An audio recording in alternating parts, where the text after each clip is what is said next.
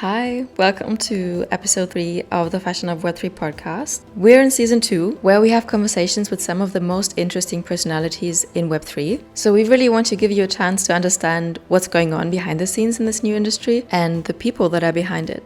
And because community building is like the most important thing about Web3, we're speaking with someone who is a real pro in community building. And coming from a traditional Web2 background, Clemente, which is by the way the name of our guest, knows what it means to work yourself up in a completely new industry. He is part of the Nifty, where he's responsible for growth, and he's also the producer of 2 really renowned crypto Web3 shows, the NFT Morning Show and the Bitcoin Show. And I feel like there's a lot of information out there on how to build communities, especially in Web3. But at the same time, it can be really hard to navigate all this information that's out there. And Clemente does a really good job actually highlighting what's important in the episode. So let's get into it.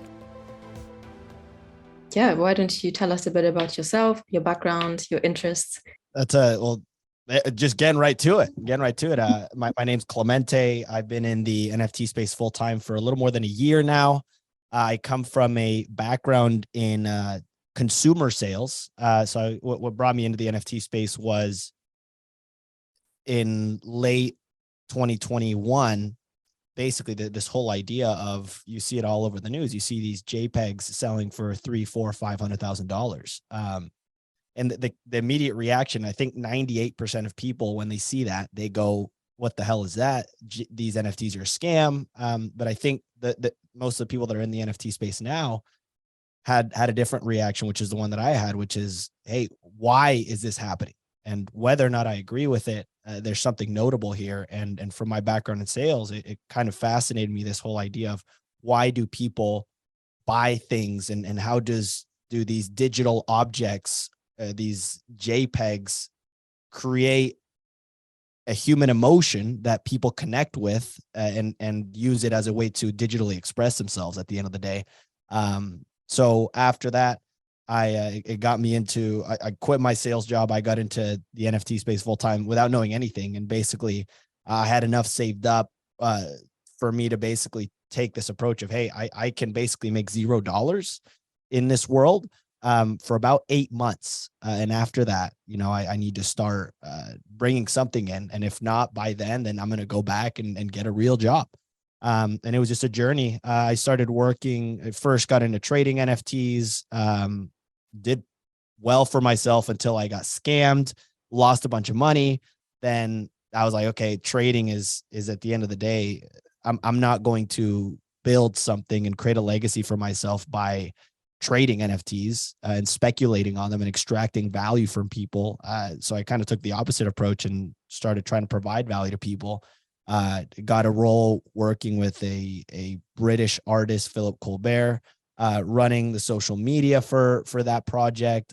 So I learned kind of the whole Twitter and TikTok and Instagram and all of that, and learn the social media aspect of it. Then leverage that experience to start working with a WGMI, a portfolio tracking tool. And I started hosting Twitter spaces for them. And I started learning and kind of exploring this idea of community building by creating content, and how to use, and really I figured out that and found out that the best way to build a community is by creating content, and creating engaging and valuable content to other people. And I realized that 95% of NFT projects struggle with the fact that they token gate their community and isolate the rest. So there's no community outside of the people that own their NFT, right? Fast forward to October of 2022. So like 4 or 5 months ago, Ryan Carson joined one of my Twitter spaces that I was hosting for WGMI. And I was like, hey, like, he just started hosting the Daily Dose, and I thought it was interesting. I was like, hey, I can add a lot of value to this person. I've been hosting Twitter spaces, 60 morning show episodes. To be honest, most of them, I had an average of like 10 listeners a show.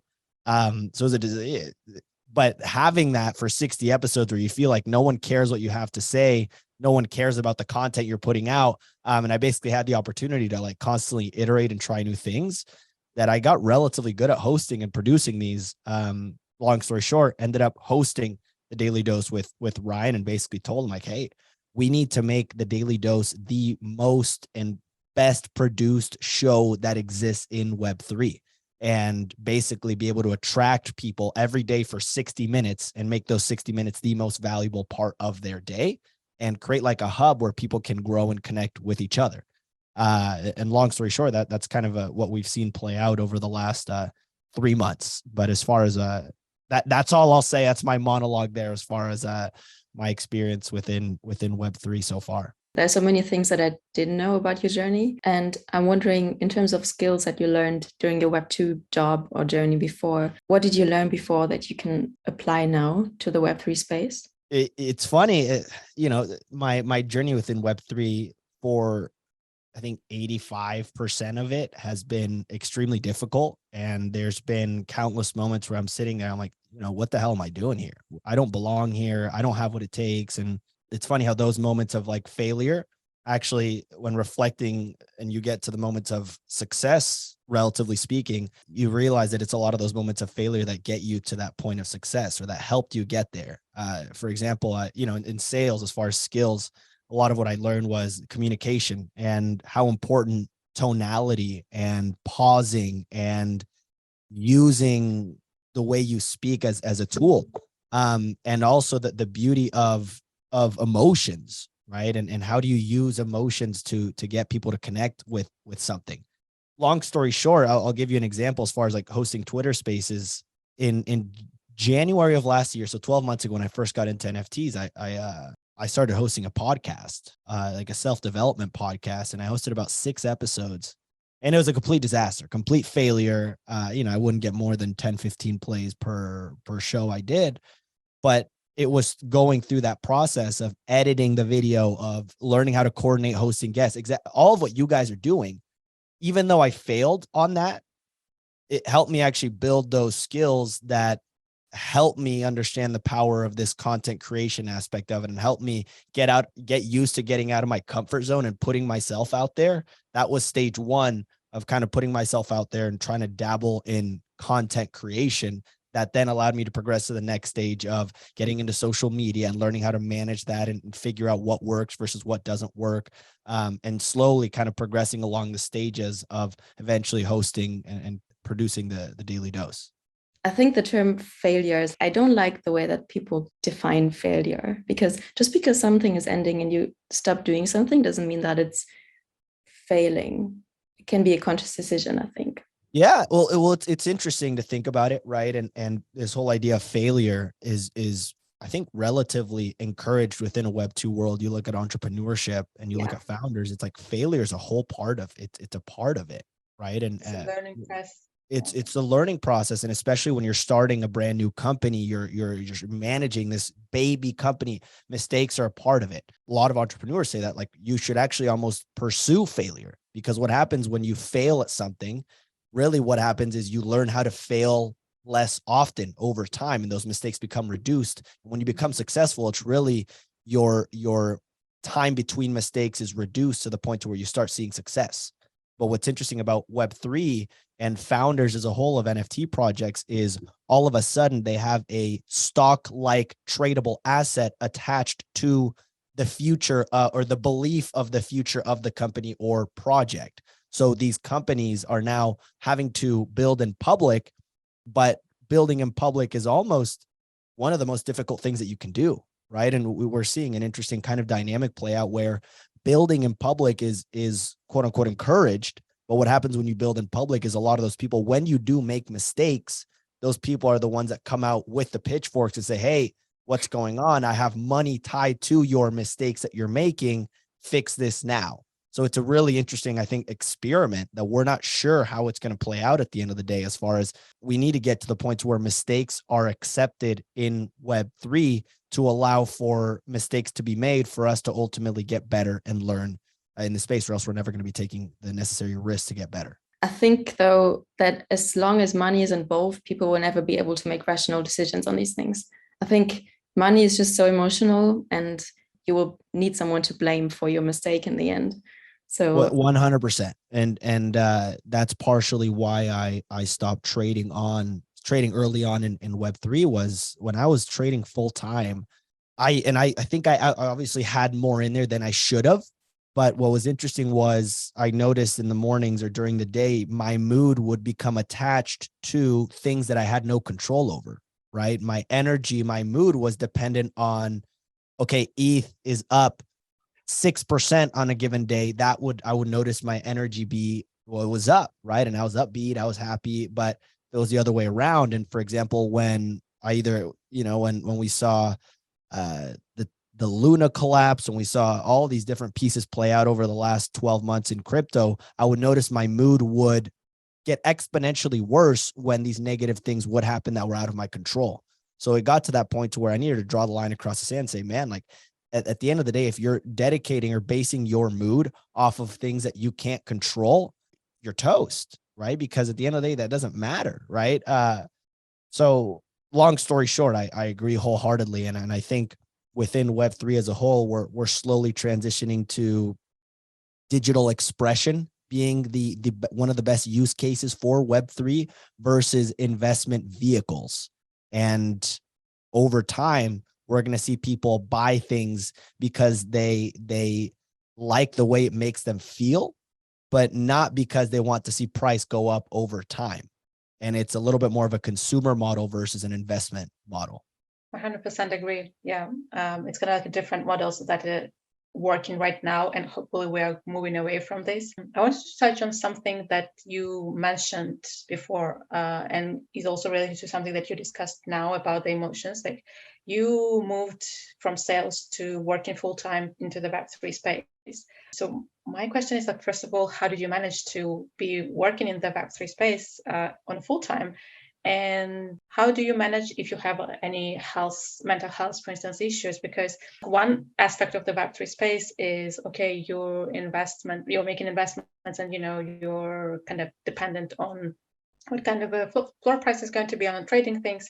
But there is, I think, another aspect that's happening within the community building side when it comes to the spaces. And I do remember, I think a year and a half ago now, like in the summer, not the summer, but actually winter, and summer in 2021, 2022, it was kind of like a crazy time. And it was like the speed was just so overwhelming that people also started to talking about it, how hard it is, being in the space all the time and having this FOMO of, missing out some kind of information. But how did you manage working in the full time? And as I understand, like a huge part of your work is actually being in the space and being in, on Twitter all the time. Yeah, essentially balancing, like building and working on whatever it is that you want to pursue in Web3 versus staying on top of the fast moving world that has no days off, no weekends. The first thing I realized when I got into Web3 is I realized that we're very used to most of our time growing up, whether it's through a traditional job, whether it's education, whatever it is, you're used to having someone, whether it's a teacher or a boss, telling you, hey, Clemente, or hey, you need to have this done. You need to do this by this timeline, by this deadline. This is exactly how you do it. And at this deadline, you're going to be graded or compensated based on how well you completed this task. So we're very used to being told what to do, how to do it, and when to do it by. And what the first thing that I realized when I got into Web3, day one, I realized that no one is, and this applies to, I think, entrepreneurship as a whole, but it's amplified within Web3 because it's such a new space, is that no one's going to tell you what to do. No one's going to tell you how to do it because they probably don't know either. And there's no deadline. So it's all up to you to create these systems for yourself. And as far as navigating that, it's extremely difficult. And the pieces, and it took me a lot of time, but one of the things that has helped me a lot and that has worked for me in Web3 is, rather than waiting for a job posting, rather than waiting for someone to ask me if I want to do X, Y, and Z for them, I approach them first. Right. That's how I ended up as producer of the Daily Dose, was reaching out to Ryan and saying, hey, Ryan, this is what you do really well. This is what you don't do as well. And this is exactly how I can help you do what you're missing well. And at the end of the day, if you And if I can help you succeed in that, this is going to be the end result. So for him, like, and that was a skill that I built out over time. But as far as the mental health aspect of it, it's been kind of a battle, and it's a constant, I think, balance, that at the end of the day, there's no specific like tool or like guide that everyone can kind of follow, because at the end of the day, the interesting piece of it, and this is going back to more of a personal aspect of it, not necessarily within Web3, is that in 2021 and for a lot of early 2022, I was making more money than I thought I ever would from the time that I was at and where I was at in my life. I was like, there's no reason why I should be making this type of money within sales. But what I noticed was I was extremely unhappy, right? So when I quit my job, part of the reason why I did it was I wanted to figure out, I was like, hey, I want to start being happy. And what I noticed was the times that I pursued being happy was I was actually pursuing short-term gratification, and that was not sustainable. And what happened was when I started doing things that were extremely difficult and starting doing things career-wise and pursuing these big goals, I noticed that 99% of the time I wasn't happy, right? Like right now, even though I'm dreams wise and goals wise, I'm absolutely ecstatic with where I'm at, but I don't consider myself happy. I would consider myself fulfilled, which is a different piece that I've learned is like 95% of my day is doing things that I don't necessarily like doing, is like waking up at 4:30 in the morning. I hate it. And taking a cold shower as soon as I wake up, I hate it. It's the worst thing in the world. But doing those difficult things have actually led to this different feeling, which I think is more sustainable, which is fulfillment, which is, I would kind of look at it as, is what I'm doing today building towards the bigger picture that I want to be working towards? And that's not necessarily happiness. But I think from what I don't know if this is the case or not, because I'm still trying to figure it out on my own. But my theory is that fulfillment is more of a sustainable feeling of happiness, and happiness is something that comes and goes.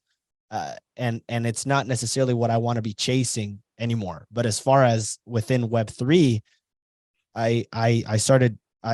happiness came from, if I flipped an NFT or a JPEG for a 2 to 3x, or it came from the moment when I hit that goal that I was trying to work towards.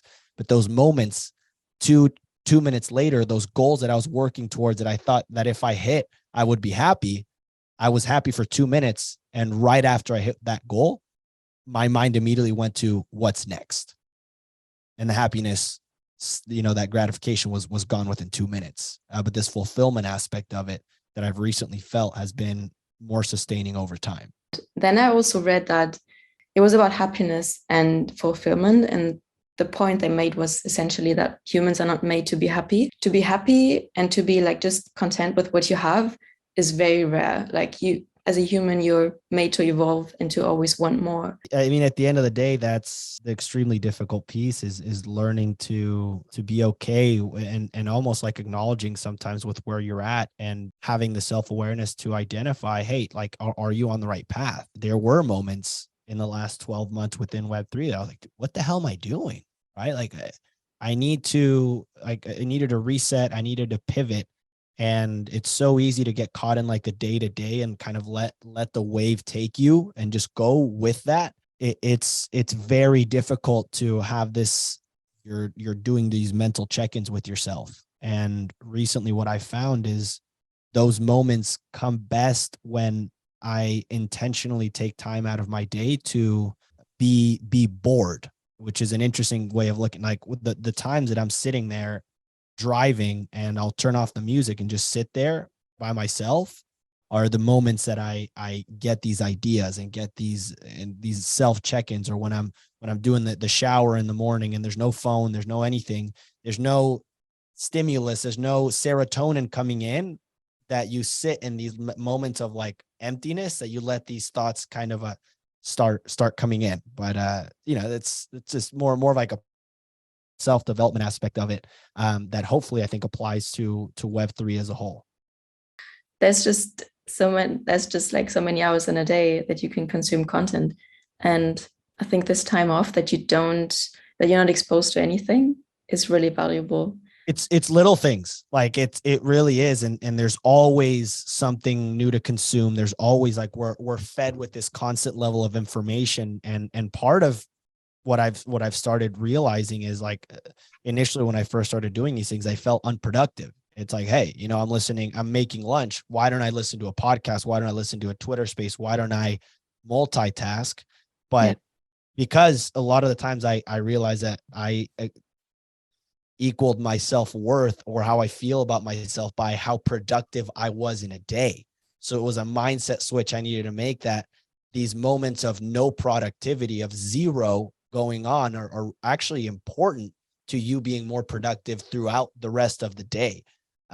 So now it's the little things, like when I'm making lunch now, or sometimes when I'm eating lunch, I just sit in silence. I'm just sitting there and trying to be present, and making a horrible tasting lunch, I will say, but being present in it and trying to just enjoy those 15, 20 minutes of just kind of silence, and letting the mind kind of think and relax. I should bring a little controversy, to be honest, to what you guys are saying, because, like, for me, people like me, like, I'm self-identified, but I truly believe that I do have ADHD. I have all the signs, but as you were saying, about the productivity and being in silent, I just realized that the worst enemy of my productivity is actually my mind. And it's not a social media. It's not any videos or podcasts. Like, I'm not that much a consumer of the content of the internet.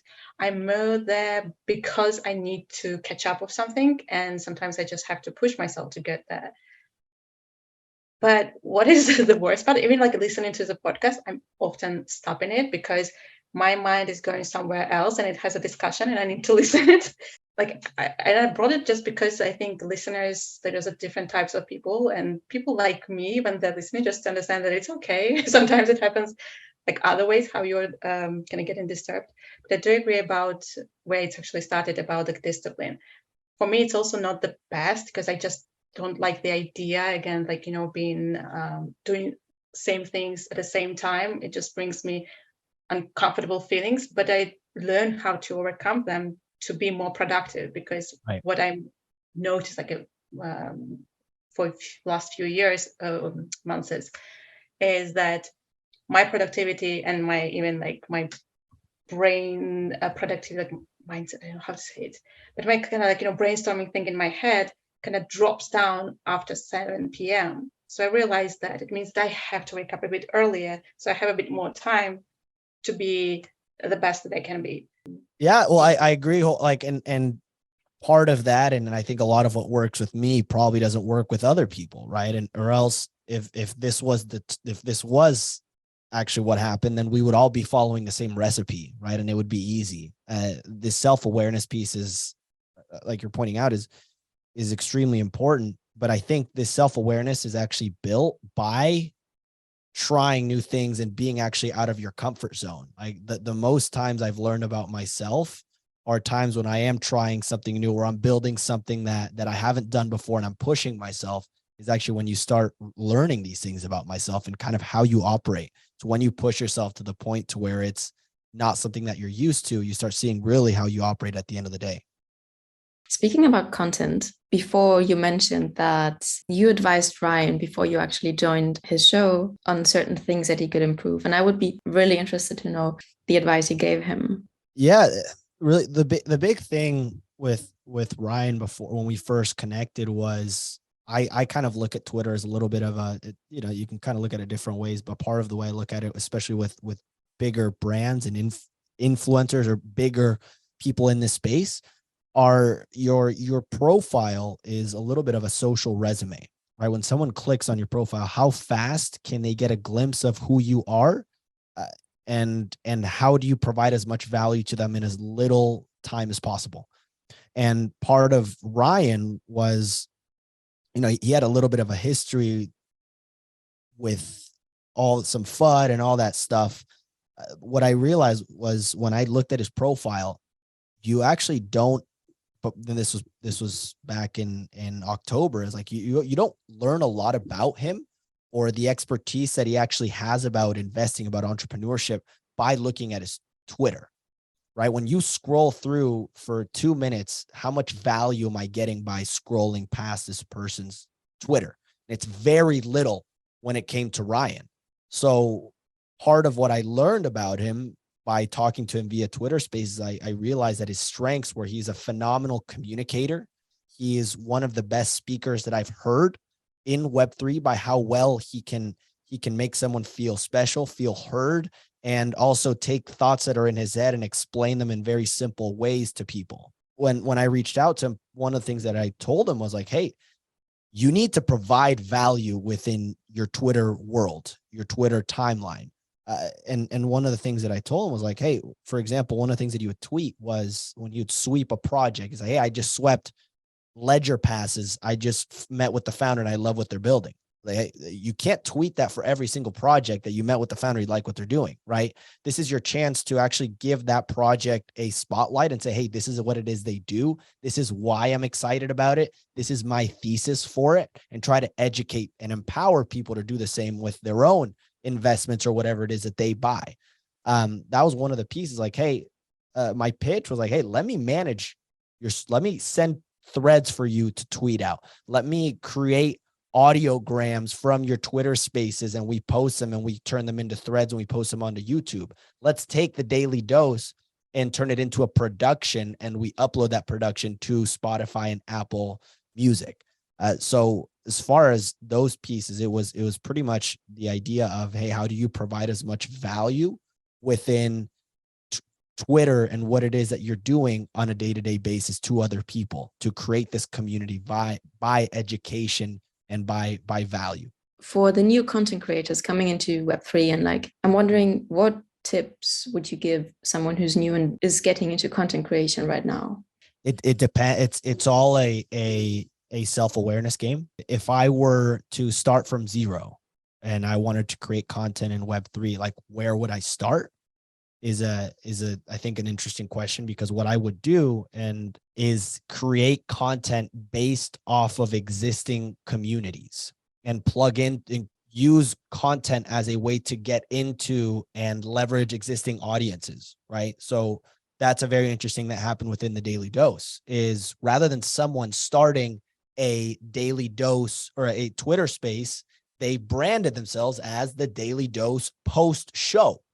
So what they're doing is they're targeting an existing listener base of 5,000 people, right? And same thing with people creating Twitter threads that had 100 followers about the Daily Dose, was that they were targeting and leading with value into into this ecosystem that already exists versus starting from zero. So I think that's one of the best and most and least utilized tools and frameworks that people aren't plugging into enough, is like, go, rather than you trying to start a Twitter space about nothing and you're starting from scratch, which is what I tried to do, got nowhere after 2 months, was plug into things that already work, that already have an existing ecosystem of passionate people that you can capture 10% of, that you can capture 15% of, and start from there, build your community, build your people of 2, 3, 4,000 people. And then from there, you can start building off of that using your own personal brand.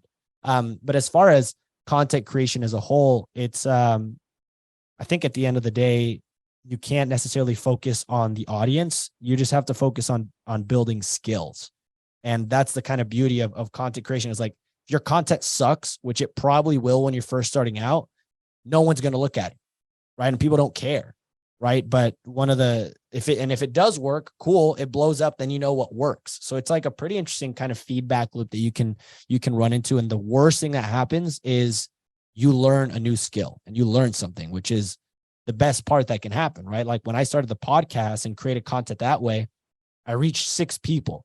But what I really learned was I learned how to better communicate with people in a content space. I learned how to schedule, guess, and organize a content calendar. And I learned how to edit videos and audio clips, which is something that 8 months later I was using within the Daily Dose. So build your skills. And really, I use content as a way to build up my own skills to then utilize to help someone else down the line. Tap into existing communities and maybe 10 to 15%, which is enough to get started with your own content and create interest for your content and educate people. Like I'm sure you guys are doing right now, which is interesting, is creating content is one of the best ways that you can network and meet new people. I really think people aren't doing that enough. Is like to create content, not to try to build your own audience, but to try to get your way into these existing networks that already exist. And that's really a way to just build your funnel, is like, hey, you can actually use this. And if they have a good experience within this content collaboration that you guys are doing, what they'll do is that's actually an extended way to then build out your network and get connected with them over the long term. Same thing with Twitter Space. Like if you hold a Twitter Space and someone listens in, that's a way easier way to get their attention versus trying to cold DM them, which is at the end of the day why this like the amount of people that I got connected with via the Daily Dose, whether they were creating audiograms for us and it was like, hey man, this is really cool, and then they, we started DMing and going back and forth, or it was they saw me as the co-host or producer of the Daily Dose, and then they reached out to me and wanted to get connected to me because they got value from it, and they're like, damn, this is a really cool thing that's being done. I want to learn more about Clemente and what he's building. So it's probably, and I think you guys get it, it's the best way to create content, or the best way to build your network, build your personal brand is using content as an avenue to do that. 2 closing questions for you. What trends do you see taking over the Web3 space in the next few years? And if you could pick one superpower, which one would it be? Second one's difficult. The first one is I'll give you 6 months from now what I'm going to be watching for, and I think what's going to be key here is the humanization of people in Web3. I think the last 12 months, what's been one of the downsides of being in this Web3 world is we've almost been dehumanized because we're behind PFPs. Like I'm a zombie PFP. People forget that the zombie, there's someone that in their day-to-day has a whole story to them, right? Or that someone behind this cartoon animal JPEG is a single mom of 2 that is working in a 9-to-5 as an accountant and is trying to break into Web3 to do X, Y, and Z. We forget that. Same with founders, is we forget that these people are just as we are.